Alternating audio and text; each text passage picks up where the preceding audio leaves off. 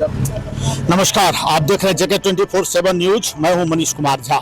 अलग अलग जगह से हम वैसे व्यक्ति से आपको मिलाते रहे हैं जो समाज के लिए खास रहे हैं। आज हम आपको मिलाने जा रहे हैं धनबाद के अशोक सिंह जी से। ये कांग्रेस के प्रदेश में विशेष आमंत्रित सदस्य हैं और ये उस समय सुर्खियों में आए जब कोरोना काल में लगातार फील्ड में जाकर लोगों का सेवा किए।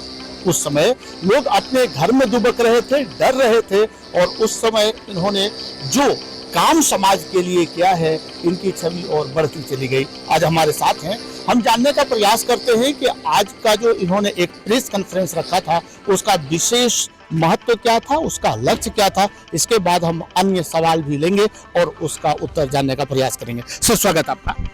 आज का जो आप प्रेस कॉन्फ्रेंस रखे थे, इसका मुख्य उद्देश्य क्या है? चुनाव का मौसम है और हमारा जो प्रखंड है गोविंदपुर प्रखंड, आप देख रहे हैं यहाँ पे हमारे प्रखंड के सभी दलों के जो प्रखंड अध्यक्ष हैं और इस प्रखंड के जो मुख्य काम करने वाले कार्यकर्ता जो हमारे हैं सभी दलों के, इन लोगों को बुला करके ये एक बैठक रखी गई है ताकि जो चुनाव का संचालन है वो सही तरीके से हो सके और बूथ मैनेजमेंट कैसे हो उस पर राय विचार करना है। जो प्रत्याशी है उसकी सभा कैसे कैसे कहाँ कहाँ करानी है ताकि किसी भी प्रकार का असमंजस की स्थिति ना हो।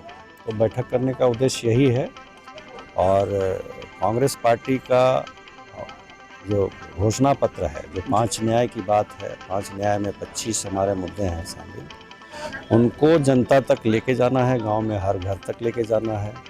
जो हमारे युवा के लिए रोज़गार गारंटी है, तो रोज़गार गारंटी में जो एक पत्र भरना है ताकि युवा को ये गारंटी रहे कि इंडिया गठबंधन की अगर सरकार बनती है तो उनकी दावेदारी जो 1 लाख रुपया प्रति वर्ष देने का वादा है हमारे कांग्रेस पार्टी का, उससे वो वंचित ना रह सकें।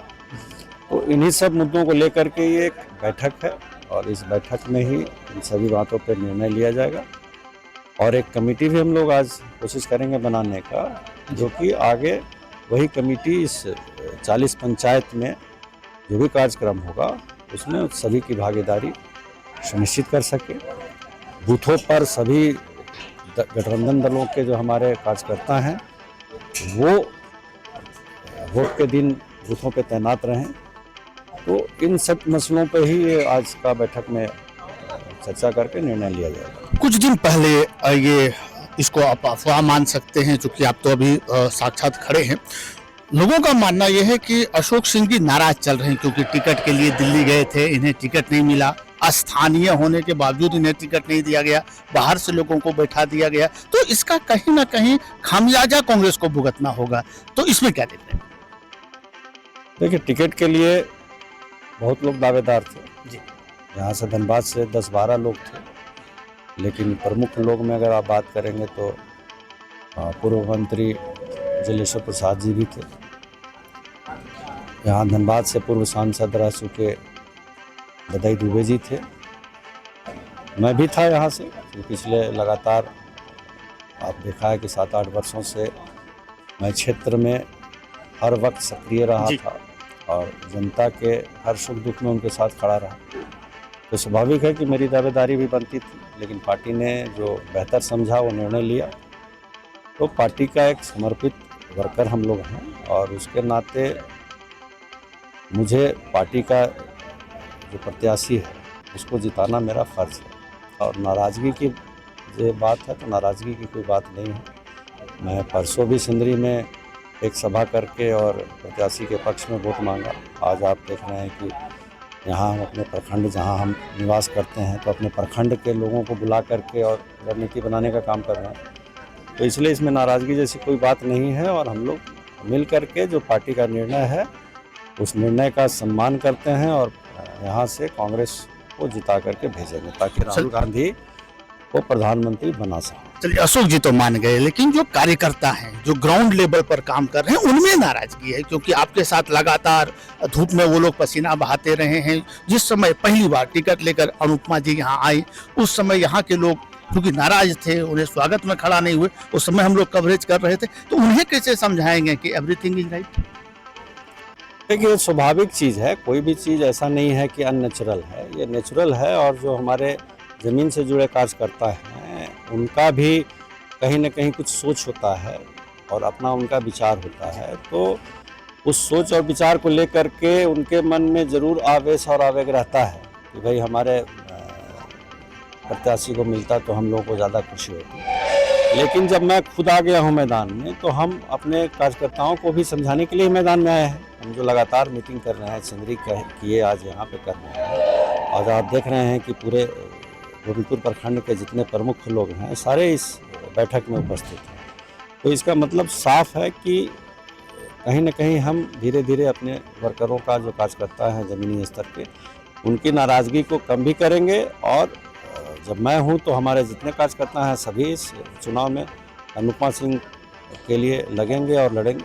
यही सवाल था मेरा अगला कि यदि अनुपमा सिंह जी जीत कर आती हैं तो आपके कार्यकर्ता तो अशोक सिंह जी को जानते हैं, क्या इतनी पावर अनुपमा सिंह की ओर से मिल गया अशोक सिंह जी को कि यदि जीत के आते हैं तो उनके कार्यकर्ता को आसानी होगी काम करने? देखिए, कार्यकर्ता के लिए अशोक सिंह ऑलवेज है यहाँ धनबाद में, और अनुपमा सिंह अगर जीतती हैं तो निश्चित रूप से हमारे जो कांग्रेस के वर्कर हैं उनका मान सम्मान वो रखेंगी।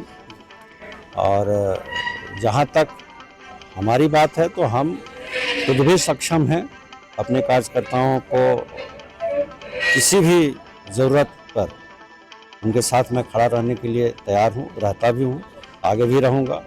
और मुझे विश्वास है कि अनुपमा जी भी हमारे कार्यकर्ताओं का ख्याल और ध्यान रखेंगे। आखिरी सवाल लेंगे सर हम आपसे कि भीतर घात की एक बात आती है, क्योंकि अलग अलग पार्टियां एक साथ मिलकर, आप राजमहल में भी देख रहे हैं, आप कोडरमा में भी देख रहे हैं, तो झारखंड मुक्ति मोर्चा, CPI-ML, आम आदमी पार्टी, इन सभी का जो आप एक मीटिंग कर रहे हैं, कितनी अस्वस्थ हैं कि इसमें से कोई भीतर घात ना करे, यानी पार्टी में रहते हुए ऊपर से समर्थन देते हुए अंदर से पैर खींचने का काम ना करे, इसके लिए क्या करें? नहीं, देखिए, वोट करना है जनता को, और वोट को मोबिलाइज करने का काम है हम कार्यकर्ताओं का। तो यहाँ पे जो बैठक किया जा रहा है ये अपने गठबंधन दलों को, तो इसलिए किया जा रहा है ताकि आपसी कोई गलतफहमी है, कोई आपस में मनमुटाव है, तो इन छोटी छोटी बैठकों से ही उसको दूर किया जा सकता है। बड़ी बैठक में किसी का मनमुटाव दूर नहीं इसलिए होता। पूछा, पिछली बार कीर्ति आजाद के समय में यही हुआ था कि लोग बाहर से तो थे, अंदर से उनके साथ नहीं हो पाया, उन्होंने ले नहीं पाया, इसलिए। देखिए, कीर्ति आजाद एकदम बाहर से आए थे जी, वो धनबाद से उनका कोई कनेक्शन ही नहीं था, उसके बावजूद उनको यहाँ के लोगों ने 3.5 लाख वोट दिया। और अनुपमा सिंह जरूर धनबाद लोकसभा क्षेत्र से बाहर हैं, लेकिन वो इसी का पार्ट है, एक तरह से आप कह सकते हैं कि एडजॉइनिंग है। और बोकारो जिला पहले धनबाद में ही था, धनबाद से अलग होकर के बोकारो बना है। तो ये दूरी बहुत ज़्यादा नहीं है, ये दूरी इतनी कम है कि इस दूरी को पाटा जा सकता है। और हम लोग वही प्रयास कर रहे हैं कि जो लोगों को, हमारे जो कार्यकर्ता हैं, उनके मन में जो भाव पैदा हुआ है उस भाव को हम लोग न्यूट्रलाइज करें, ताकि जो पार्टी का निर्णय है उस निर्णय का सम्मान होना चाहिए, और हम कांग्रेस के उम्मीदवार को विजयी बना के यहाँ से भेजें। ताकि मेन हमारा मकसद क्या है? मकसद है कि देश में ऐसी सरकार बने जो संविधान की रक्षा कर सके, जो आम गरीब जनता है उसकी जो मूलभूत समस्याएं हैं, जो सुविधाएं हैं, उसका ख्याल रखे, जो हमारे नारी है, नारी का, महिलाओं का सम्मान हो। जिस प्रकार महिलाओं के ऊपर में अभी अत्याचार हो रहा है, कि आपने सुना हासन से जो JDS के सांसद हैं वर्तमान में, प्रज्वल रमन्ना या ऐसे कुछ नाम है उनका, तो कितने महिलाओं का उन्होंने उत्पीड़न किया है। सुनते हैं कि हजारों पॉर्न वीडियो उनका बाजार में है। ब्रजभूषण सिंह का सब लोगों ने देखा कि हमारी महिला खिलाड़ियों के साथ जो कृत्य उन्होंने किया है, उसके बाद मोदी सरकार जिस तरह से उनको बैक की, तो महिलाओं का उत्पीड़न के पक्ष में एक तरह से हम कह सकते हैं कि मोदी सरकार हमेशा वैसे लोगों के साथ खड़ी रही है जो महिलाओं का उत्पीड़न करते रहे, चाहे पूर्व गृह राज्य मंत्री चिन्मयानंद, सेंगर, बहुत ऐसे नाम हैं जिनका एकदम खुला किताब है। तो महिलाओं को किस प्रकार से उनकी रक्षा की जाए, तो ये हमारा कांग्रेस पार्टी की सरकार बनेगी तभी रक्षा हो सकती है। जो बेरोजगारी आज अपने 75 साल के चरम पर है, इन लड़कों के ऊपर में अगर ध्यान नहीं दिया गया तो कल को पूरे देश में आप कह सकते हैं ना कि अराजक स्थिति पैदा हो जाएगी। अगर पढ़े लिखे युवा बेरोजगार हो जाएंगे तो कहीं ना कहीं उसकी भरपाई करने के लिए फिर वो गलत रास्ते का इस्तेमाल कर सकते हैं। आप धनबाद में ही देख लो, अभी हमारे राहुल गांधी कह रहे हैं कि हम जो हमारे युवा हैं उनको अप्रेंटिस कराएंगे और उनको 1 लाख रुपया साल का एक राशि देंगे ताकि उनका जीवन की गाड़ी जो है कुछ चलते रहे, एकदम से रुका नहीं रहे। आप धनबाद में देख लो, BCCL में सैकड़ों लोगों ने अप्रेंटिस किया BCCL में, और BCCL ने उनको कहीं भी रोजगार करने के लिए, जबकि यहाँ पे आउटसोर्सिंग कंपनियां भरी पड़ी है, और BCCL अगर चाहती तो उन सारे लड़कों को कहीं ना कहीं आउटसोर्सिंग वाले के यहाँ एकोमोडेट करा सकती थी, क्योंकि BCCL में डायरेक्ट बहाली नहीं है और सब ट्रेंड लड़के हैं। अप्रेंटिस कर लिया अगर BCCL में तो इसका मतलब है वो सारे ट्रेंड हो गए। तो BCCL की जिम्मेदारी बनती थी कि उनको कहीं ना कहीं प्राइवेट जॉब ही दिलाती तो उनकी जीविका चलती। तो ये सब मोदी सरकार सिर्फ कह रही है बट कर कुछ नहीं रही है। तो राहुल गांधी को प्रधानमंत्री बनाना है, इन सब चीज़ों को व्यवस्था में बदलाव लाना है, तो कहीं ना कहीं एक एक सीट जब जीतेंगे तभी राहुल जी प्रधानमंत्री बनेंगे। यही मुद्दा तो बीजेपी उठा रही है ना कि राहुल गांधी जी को जब हम आगे कर रहे हैं तो कहीं ना कहीं एक तरफ मायावती हैं, अखिलेश हैं, दीदी हैं, ये सभी पैर खींच लेंगे तो फिर ये बनेंगे कैसे? मुद्दा तो यही समझा रहे हैं। नहीं, इंडिया गठबंधन है और इंडिया गठबंधन में कौन कौन पार्टी है, उसमें मायावती नहीं है। नहीं, अरविंद केजरीवाल हैं। अरविंद केजरीवाल है। अरविंद केजरीवाल कितने सीट पे लड़ते हैं पूरे देश में? अलग लड़ रहे हैं। कितने सीट पे लड़ते हैं जी? उनके कितने सांसद आएंगे? अखिलेश जी कितना सीट पे लड़ते हैं? यूपी में ही लड़ते हैं। तो ये तो स्वाभाविक चीज है कि सबसे बड़ा गठबंधन अगर है तो गठबंधन में सबसे बड़ी पार्टी कांग्रेस है। हाँ, सब गठबंधन से जुड़े सभी पार्टियों की राय जरूर ली जाएगी, लेकिन चूंकि गठबंधन का सबसे बड़ा भाई की भूमिका में कांग्रेस है, तो कहीं ना कहीं जब प्रधानमंत्री बनने की बात आएगी तो निश्चित रूप से आज देश में भी आप देख रहे हैं, अगर आमने सामने कोई है तो मोदी वर्सेस राहुल। ये अगर पहले घोषणा हो जाता तो इसका लाभ नहीं मिल जाता कांग्रेस को? नहीं, देखिए, जब आप गठबंधन की राजनीति करते हैं, जब 2004 में जब वाजपेयी जी का कार्यकाल खत्म हो रहा था, चुनाव हुआ, तो कहाँ कोई नेतृत्व सामने तो नहीं था प्रधानमंत्री का। मनमोहन सिंह बाद में चुने गए और देश के सफल प्रधानमंत्री वो बने हैं। आप उस वक्त के हालात अगर देखिए, जब पूरा दुनिया में मंदी छाई हुई थी, तो मनमोहन सिंह जैसा काबिल आदमी था जिन्होंने अपने देश को बचा के रखा। हाँ, तो उस वक्त भी कोई चेहरा सामने नहीं था, कांग्रेस थी, पार्टी थी और पार्टी ने अच्छा चेहरा दिया।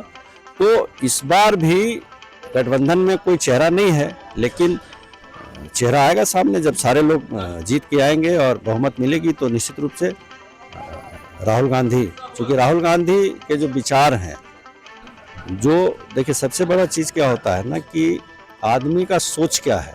उन्होंने जितना पद यात्रा किया, ठीक है ना, जितना पद यात्रा उन्होंने भारत जोड़ो यात्रा में किया और न्याय यात्रा फिर जो निकाला, तो पूरे देश को कहीं ना कहीं उन्होंने नापा है। पैदल नापे, गाड़ी से नापे, लेकिन पूरे देश को नापा है और हर प्रदेश को उन्होंने टच किया है।